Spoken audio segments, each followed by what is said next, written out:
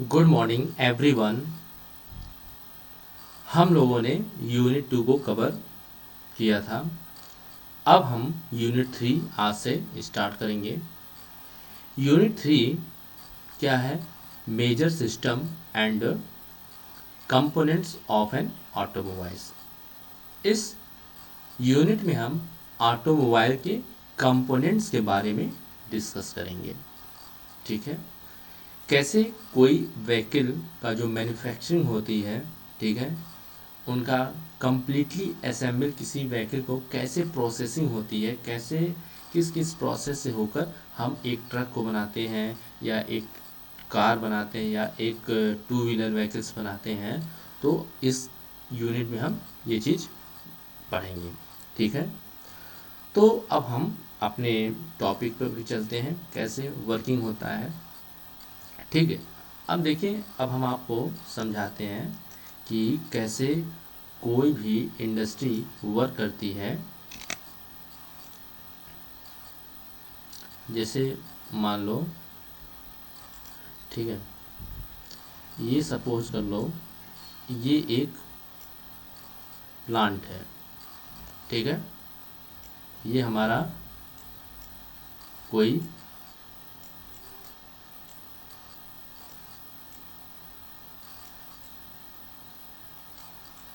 Plant है, बड़ी है। ये कौन सी कंपनी है? OEM।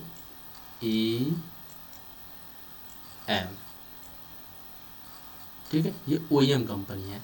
अब इस कंपनी का कोई एक बड़ा वेंडर कंपनी होगा। कौन सा कंपनी होगा? ये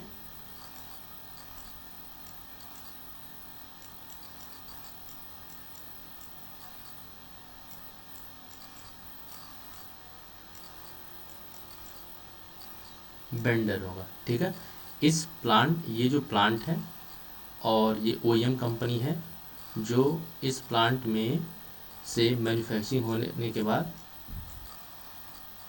मार्केट, मतलब मार्केट में हम भेजते हैं।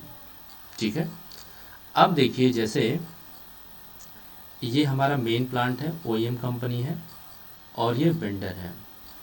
ठीक है, अब देखिए, वेंडर के कई छोटे छोटे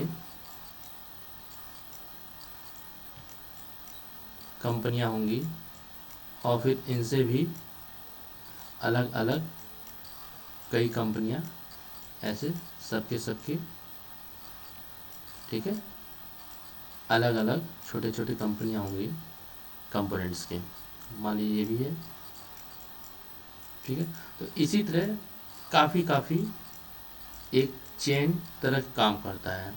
ये कोई कंपोनेंट बनाते होंगे, फिर यहाँ से ये असेंबली होती होगी पार्ट।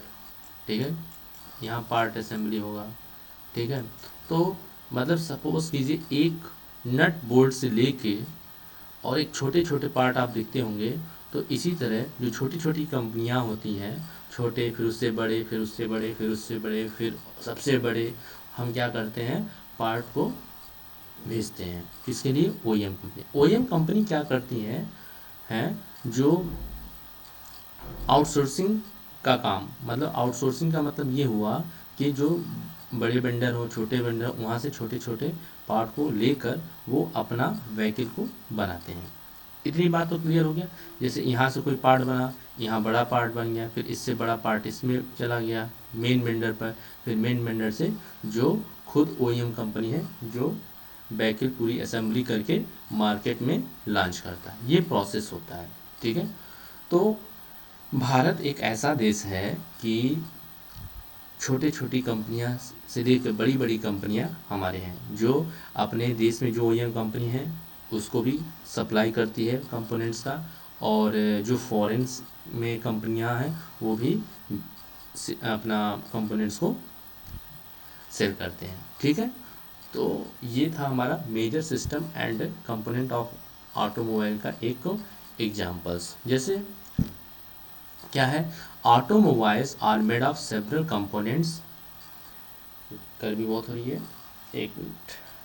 ठीक है, automobiles are made of several components assembly and system. आपको पता है कि बहुत सारी कंपनियां होती हैं जो कंपोनेंट्स को लेकर असेंबली करके अलग पार्ट बनाते हैं या व्हीकल्स बनाते हैं, ठीक है। The growing auto industry has given rise to a growing auto component industry also.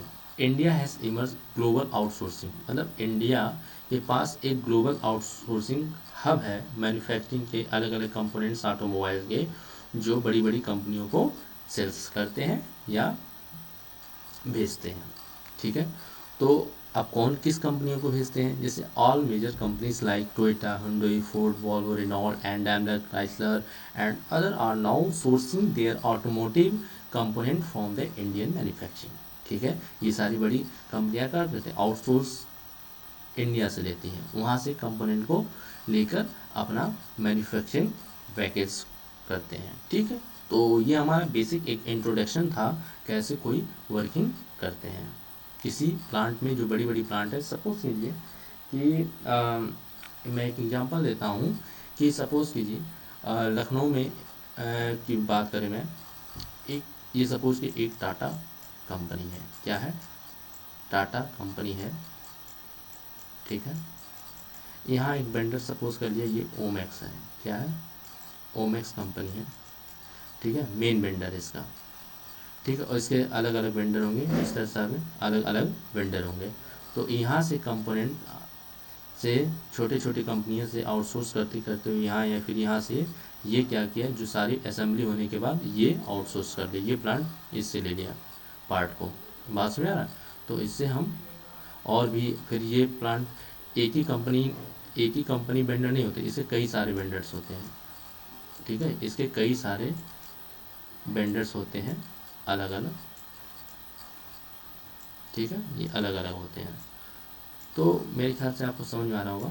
तो इस तरह प्लांट में सारे आउटसोर्सिंग के बाद ये असेंबली करते हैं, फिर इसके बाद मार्केट में अपने व्हीकल्स को दे देते हैं, ठीक है। तो ये बेसिक एग्जांपल था समझने के लिए। अब बात करें कौन कौन से कंपोनेंट्स हम आउटसोर्सिंग करते हैं, जैसे इंजन पार्ट्स हुए, drive transmission, strength part, suspension and brake parts, electrical parts, body and change, ये सारे काम हम बड़ी जो कंपनियां होती हैं OEM कंपनी, ये आउटसोर्स करके अपने व्हीकल्स की मैन्युफैक्चरिंग करने के लिए यूज करते हैं, ठीक है। तो कौन कौन से कंपोनेंट लेते हैं, ये सारे कंपोनेंट्स लेते हैं, ठीक है।